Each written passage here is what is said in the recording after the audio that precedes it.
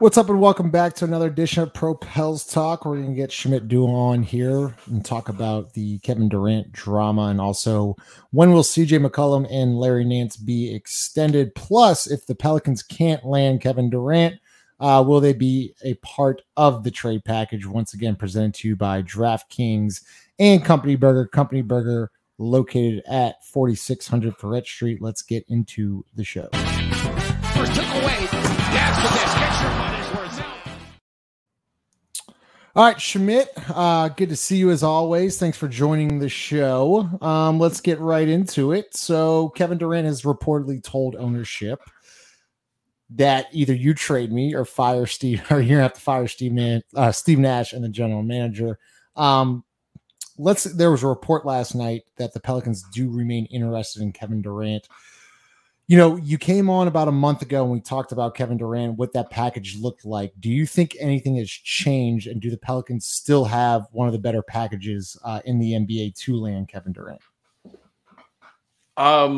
So no, I don't think anything has changed because Kevin Durant is still on the Nets, and therefore nothing has changed for anybody. I think that each team is sort of taking it slowly and realizing, hey, the Nets are in a position where Kevin Durant is making things ugly. There's no real rush for any team to offer up their best players or best assets. So, you know, I think with the Pelicans, much like other teams, they're comfortable, really, really comfortable with where they're at. And so while they may have the best package on paper or the ability to put forth the best package, I don't think they are offering anything close to that, and which is why haven't seen a deal been done.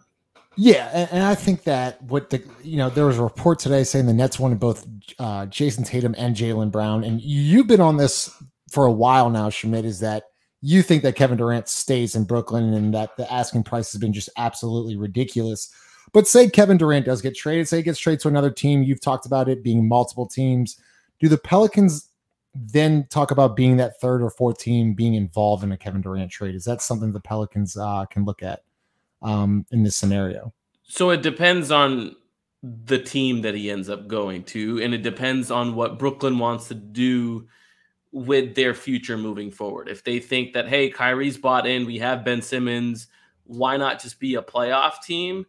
Then probably no, right? Because if the Pelicans want to get involved and help make Brooklyn a playoff team, then they would have to get rid of playoff caliber rotation players of their own, and that's not something the Pelicans want to do. They want to add, right?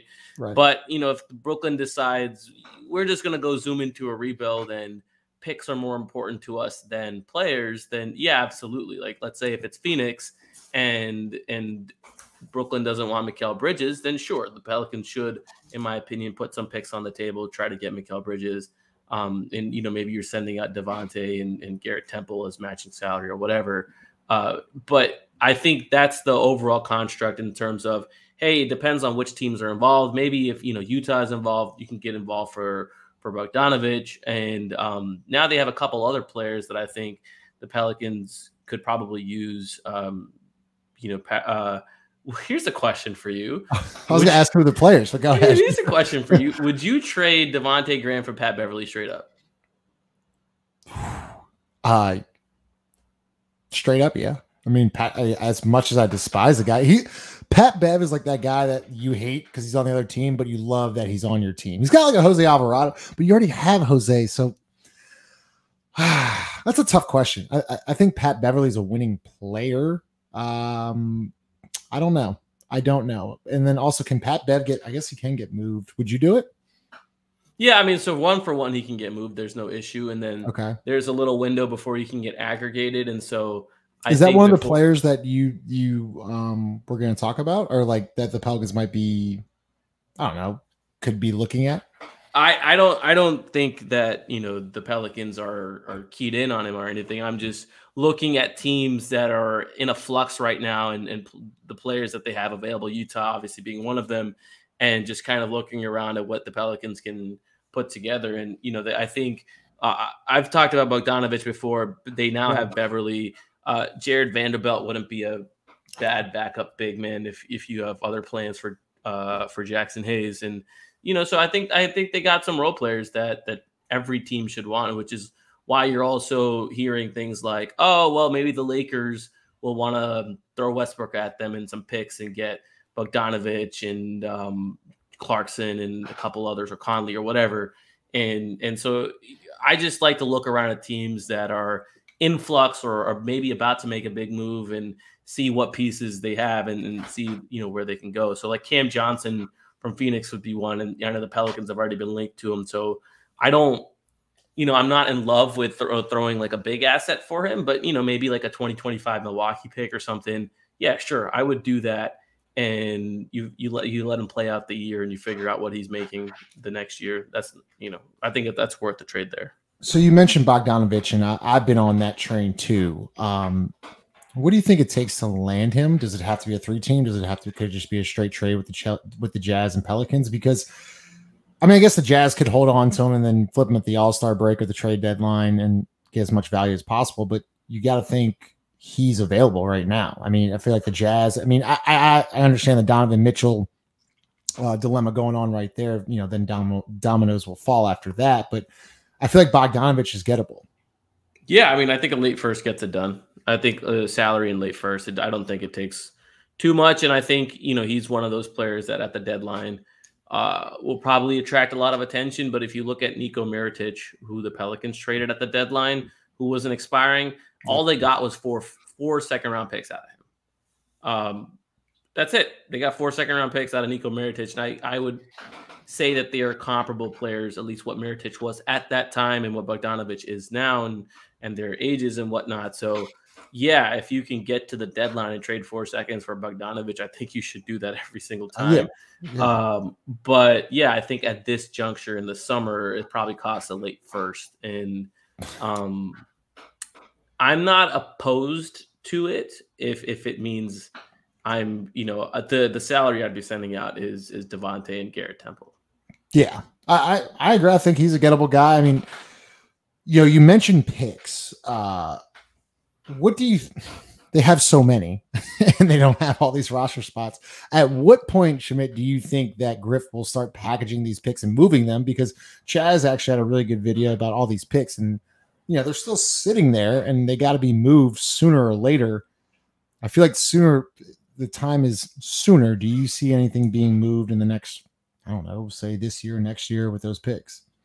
I think they've been moving them slowly and steadily. They've been sort of spending a pick almost every year since Griff has come into office.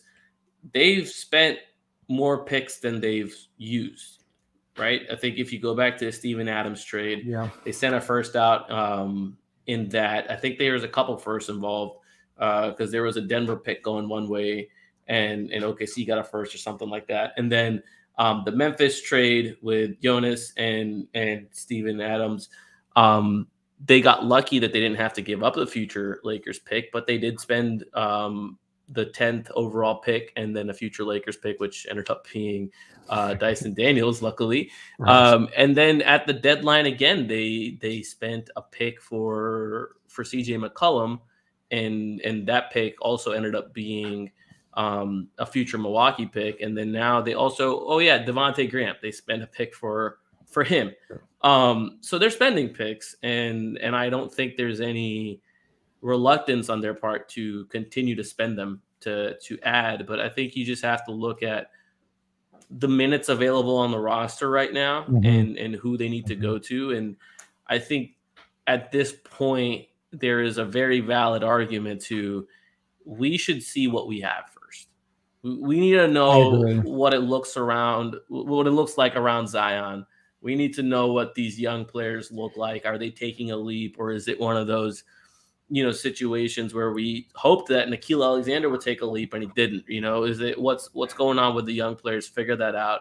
And then I would gather as much information as possible heading into February.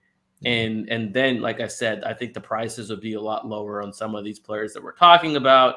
And maybe instead of first, you're talking second round picks to bring in some rotation players. Maybe you're consolidating around then. But that's what I would personally do is hey, unless there's a blow me away deal, unless there's like a young player on a long-term contract, hey, Mikal Bridges, unless there is something that is an actual needle mover, just kind of stay put. The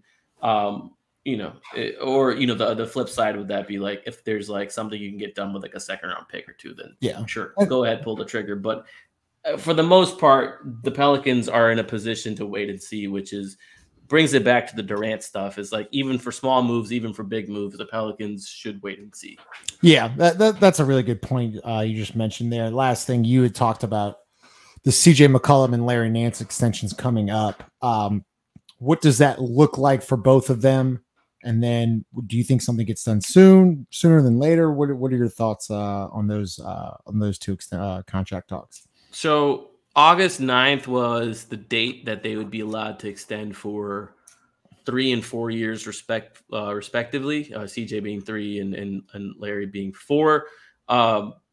And prior to that, they would have been limited to both the raises that they could get on their extensions and the number of years. So now there is no such restriction on their contract.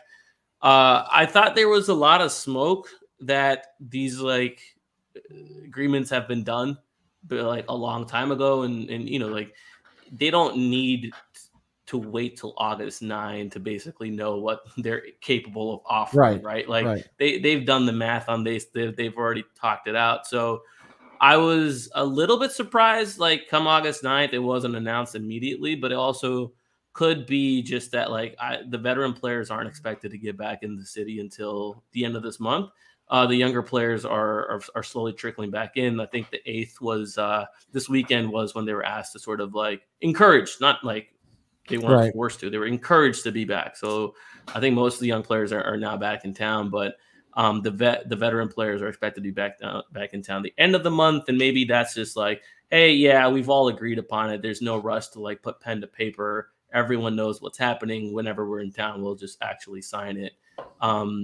That would be the most likely scenario to me. The conspiracy theorist is, hey, Kevin Durant is holding things up, and you can't sign people to extensions if you don't know they're going to be in a trade. Okay, I was waiting for that. Okay, I mean, it seems it's going along the path of CJ can be extended and things like that. So no, that's interesting to hear. But I don't, I mean, I think CJ's been fantastic for not only the team but also the culture in the city, and he's been great. So hopefully that gets announced soon. So other than that, I mean, I got nothing else. I think the Pelicans stay. I don't think they're going to make a move for Kevin Durant. There's just so many different.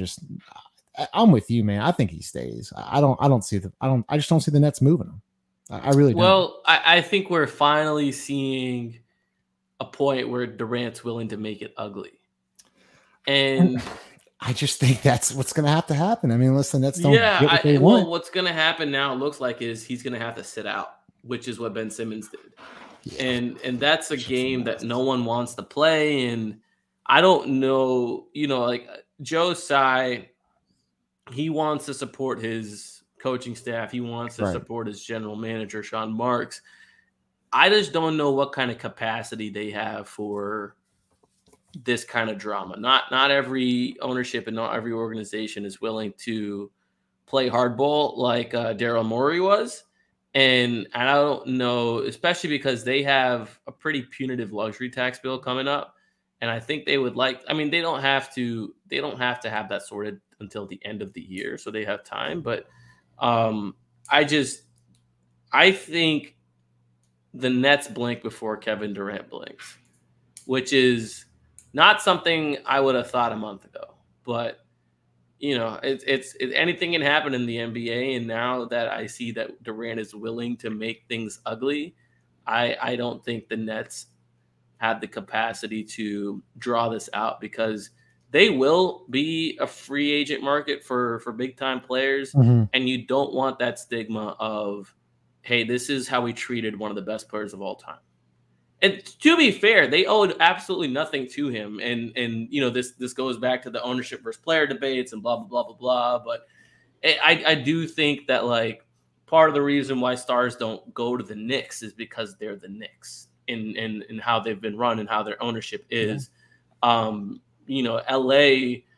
messed up for years and years and years and still landed LeBron, it's a little bit harder for them to mess things up. But you don't want Brooklyn becoming the Knicks in terms of what their reputation is around the league. And I don't know. I don't know who blinks first in this, but I would guess the Nets blink first. Interesting. No, I'm 100% with you. So Shamit Dua from In the Know podcast. Always good to see you. I'm excited for the upcoming season. Got some great things going on. So once again, presented to you by DraftKings and Company Burger. Company Burger located at 4600 Ferret Street. If you like this stuff, make sure you like, comment, and subscribe to the channel. There'll be a lot more going on once the ball gets rolling into the season. So until then, we will see y'all later.